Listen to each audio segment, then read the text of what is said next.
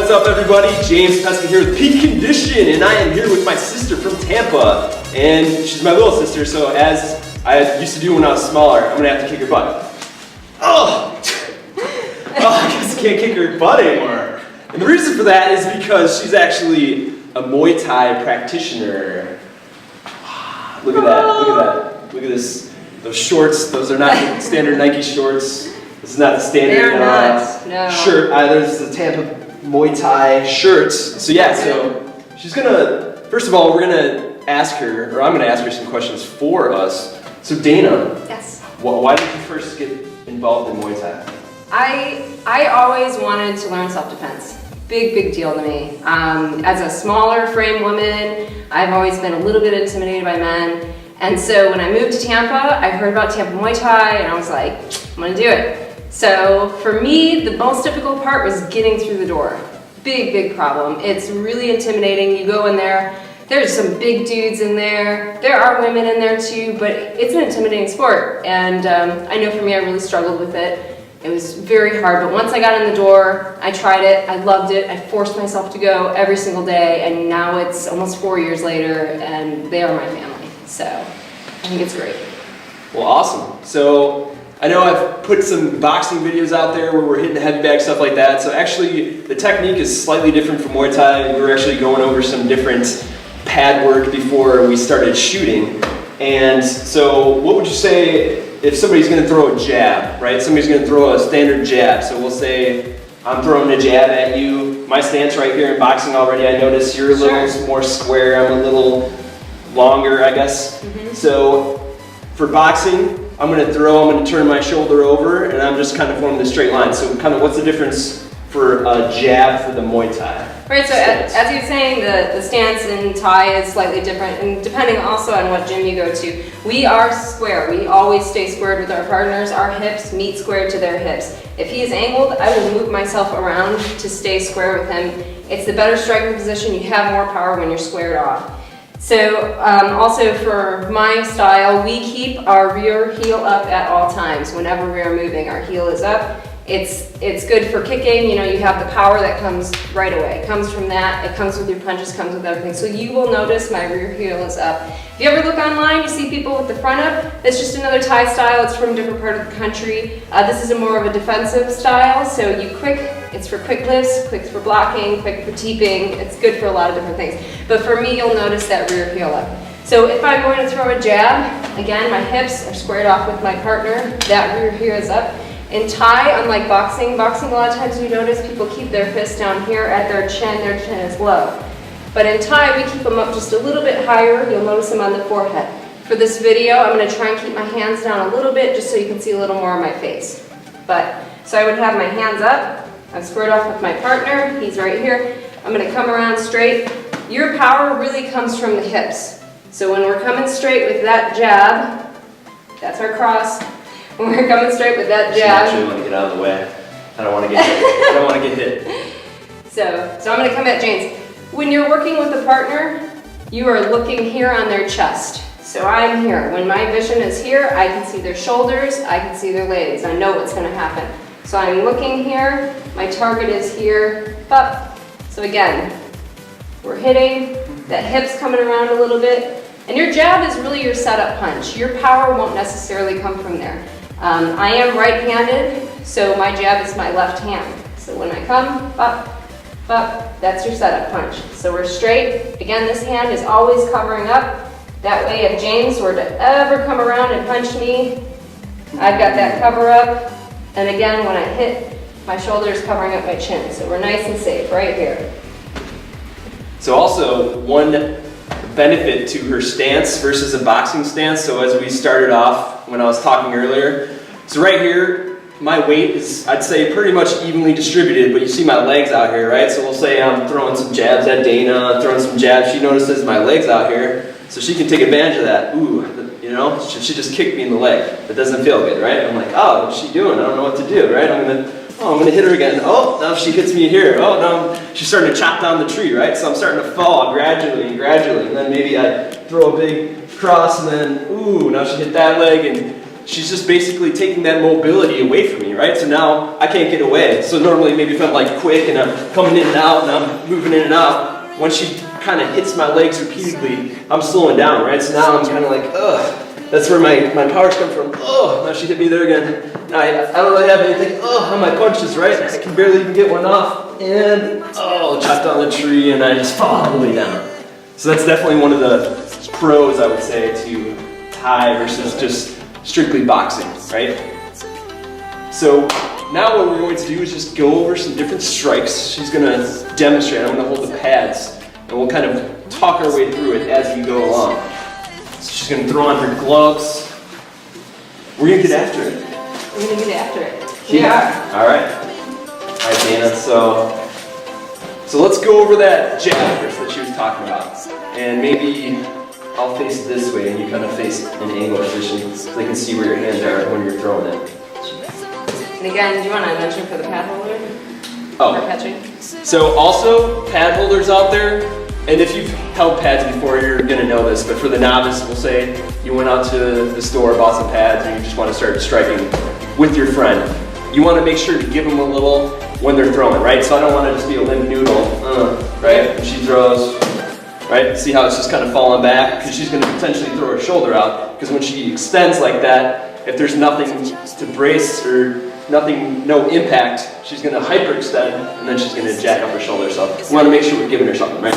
So I'm also not just like giving her a brick wall. There's a little give on there, but as you can see, it's a nice snappy sound that we're getting from that pad.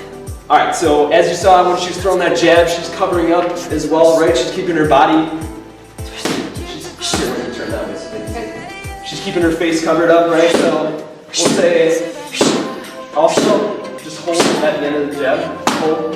So you can see how her shoulders turned over, right? So we'll say I'm throwing across, her shoulders guarding her face, right? So she's countering, and she's blocking at the same time, right? So, right? Not good. And just because I have to bring my cross from all the way back here, she's gonna hit me first with that jab because it's just closer to the targets. All right, so Dana, I think we all know how to throw punches because we've actually done these on the channel, but how do we throw a knee? We all want to know. How do we throw a knee? Knees are great. I love knees very much. And again, the power comes from the hips. It's all in the hips. So when you're coming in on your target, typically you're going to have the midsection area, right? So we never want to go below the belt. You always want to keep it nice and high. So like I'm saying, the power is in the hips. So when you come up, you're not bringing your knee straight up in the air, okay? My target is here. If I go straight up, I'm not hitting anything. You bring your knee up and forward. So again, the power though is going to come when I really drive my hip forward. So we're going to bring this rear leg up. We're coming up. We're going straight in. And again, what's so important with this, so you don't fall over, is your counterbalance. So you'll notice when I bring this rear leg up, this arm drops down. This is my counterbalance to keep me steady. So I come up, that rear arm goes down, he goes back. So again, one more, up. Same with the other side. If we're going to do this side, we're going to switch our feet. You can bring it up from here. It's a little more difficult though. You're really going to want that power when it comes from behind. So we switch feet. So now that rear leg is forward. I have this leg from behind. And again, whatever leg's going up, that arm is going down. So as I switch, I can bring that knee up and in, and this arm is going to go down. And again, that heel, like I said before, it's important. One more thing you'll notice, a lot of Thais, if you watch Thais, they will fight flat-footed, but what you'll be practicing most likely will be to have that heel up. That's going to give you a little extra power. So you see I switch, this comes up and in, and what it does, my heel, this rear heel, you'll notice will come up also. So one more time, we're going to switch, up, and then back down. Even just that little hit right there, you can feel that. So you can imagine if she's going 100%, you're cracking ribs, you're trying to destroy the liver, you're really trying to take them down, right? So I'm gonna hold the pads. One good way to hold the pads, pad holders, we're just crossing one over. I'm holding it kind of in that midsection area, and now she can really put some power into it. So let's just start with some knees from distance. So some knees from distance, okay? can see, even just with that little movement, she's kind of forcing my body back, right? She's getting some power on that. And now we'll say she wanted to get in a little closer. So now she's gonna do a clinch. She's just gonna grab my neck. Why don't you describe the clinch? So when we clinch, it's when you're closer. You're tying up with your partner. So you're gonna take your hand around the back of the head. So you take this wrist, it almost rests here at the nape of the neck. My hand is back here, and again, the same on the other side. I want control of his head. So once I have control of his head, I can elongate my body. As you see, I'm bringing this knee way back. So I have him here. He's not going anywhere. This leg, I can extend it all the way out and really bring it in and up. And that's gonna really create a lot of power and then you can. Again, I can't get around, I can't get out, right? She's holding me in place. However, for self-defense reasons out there, don't get close to your attacker. Knee him, get out of there. But that's not why you're watching this video. All right, so let's go ahead and throw a jab and a cross. Let's put some movements together. And a knee. What's a good combo, Dana, to throw in with the knee? Some punches to some knees. Some punches to some knees. You're going to do some very basic combos when you first start out. Like I was saying, it's hard getting in the door, so they're going to teach you these few things. You're going to learn a jab, you're going to learn your cross, you're going to learn a hook. Now in the hook, you'll see how I'm coming around. So we're still in our fight stance. I have this hand here, I'm bringing it out and around. My elbow is not going up, staying nice and straight, a little bit south. If I up. And again, that hip, we're turning that hip into it for some power. So. All right, so good combo to throw in the knee now. Good combo to throw in the knee. So we're going to do the same thing. We're going to do that 1, 2, 3. So we're going to do 3, 1, 2, 3. And because I'm right here, I can just tie up into 2 knees. Up, up. All right, so we have the jab, the cross, the hook, grab, boom, boom. Better form than when she does it. All right, here we go. So again, up, up. And then out and away. And she's out. She's in and out.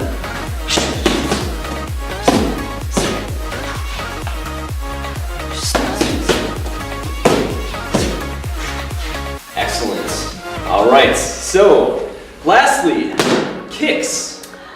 Okay, so I think there's 2 kind of main kicks that we can do, right? So Yes. what's this teep? So we're going to learn What is a teep? the front teep. This is one of my favorites. It's a woman's best friend. If you're a woman, you got a man harassing you at a bar, this is a great thing you can do. It is a distance kick. It is a front kick. You can use it with both legs. Again, we are in our fight stance. This could be a normal stance. You could be standing at a bar and some guy comes up to you. You can be standing totally normal and do the teep. The teep is a front kick.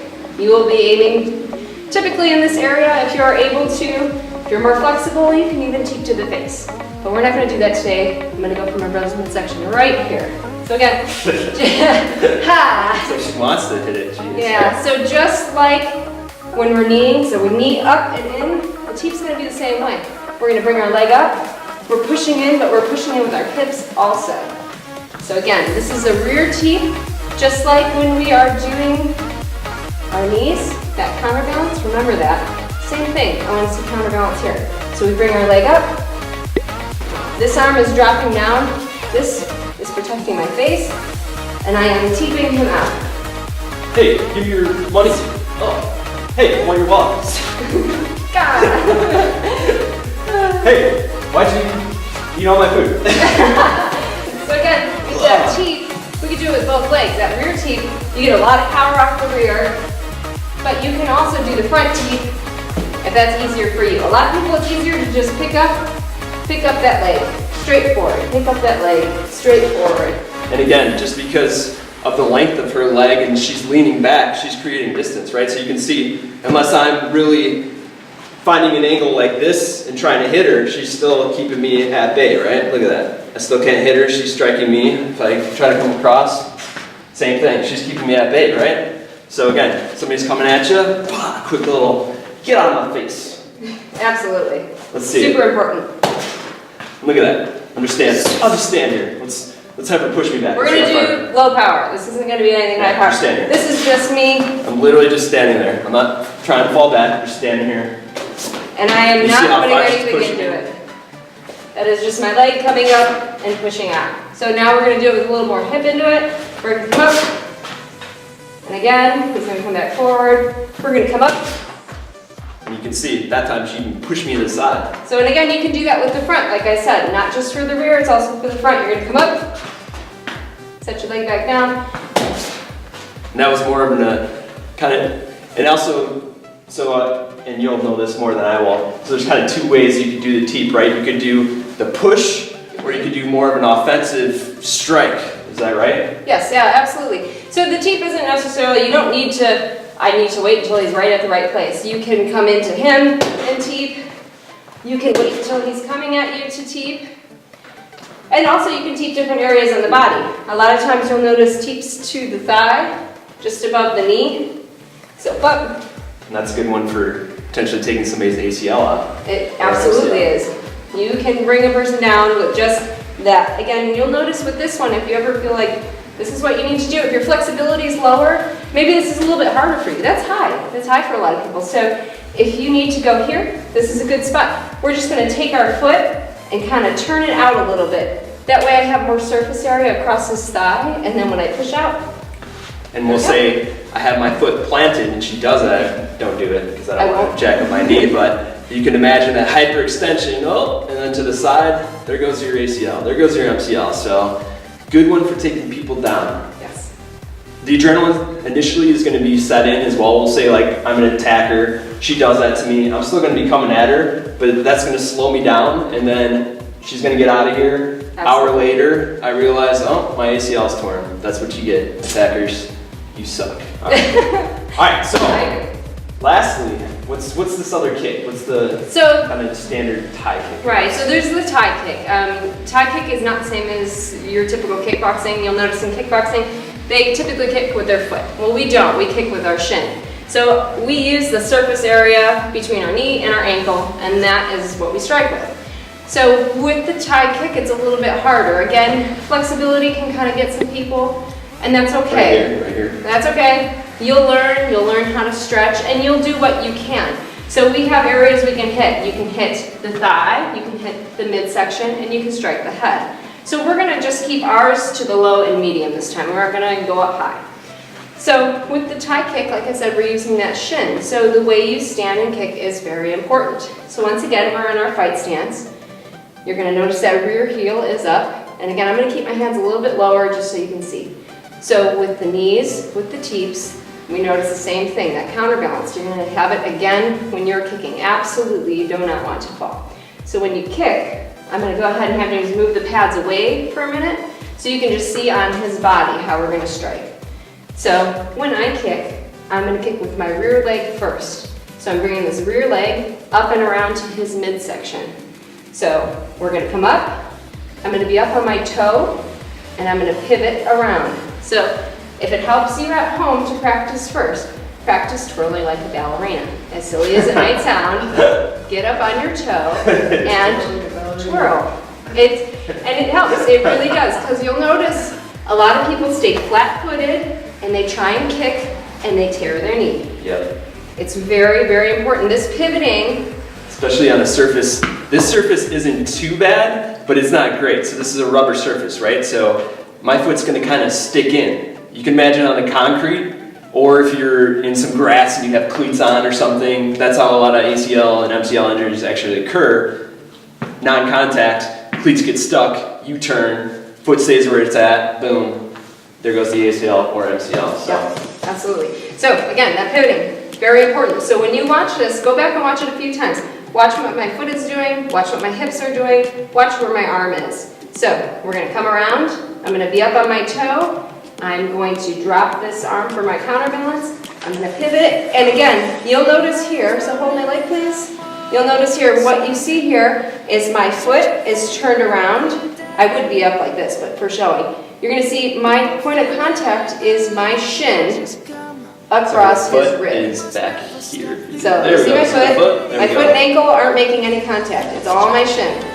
And again, I'm using this hip to drive it in. So you can do a very powerful kick with very little. You really don't need a lot of force. It's this hip. You just take that hip and you turn it a little bit and it's enough to move your partner. So again, we're gonna go one more time to the body.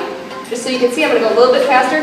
He's gonna go ahead and catch that leg again this time so you can see where my body's at. So I come around, but again, we have that shin across the body. My arm is all the way extended for counterbalance. You'll see this. I'm not gonna fall. And I have this up for my defense. All right. So let's start off with the lighter kick, and then we'll ease our way in. And again, you're gonna be able to kind of hear how powerful this is. It's not gonna necessarily push me back like the Teep. However, this strike is gonna do a lot more damage than the Teep. Here, why don't you step over this way? Okay. Working with limited space here. I don't want her to break her leg on that. I don't either. So we're gonna go light at first, just so you see. And again, you'll notice I'm gonna try and bring it so my knee is at this point and my foot is at this point. So the only thing I want across here, I want my shin. All right. So we're gonna come up and around, just slow and light, so you can see. And again, you'll notice James is coming in to meet me a little bit. Just like on the punches, he has to meet my leg. Yeah, so I'll just try to be a limp noodle and see what happens. So if he's a limp noodle, the problem with this is... Right. And I still actually gave her a little. If I just completely let it go, she would have actually hit me. Right, my So, leg would pat rise. over, Yeah. You're not in for a good day if you do that. You're very important. To keep me safe, catch.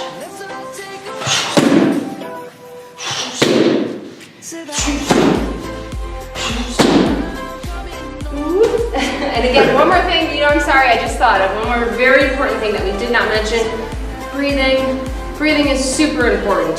You will hear me breathe every time I hit. I'm breathing out. Exhale. Exhale, exhale.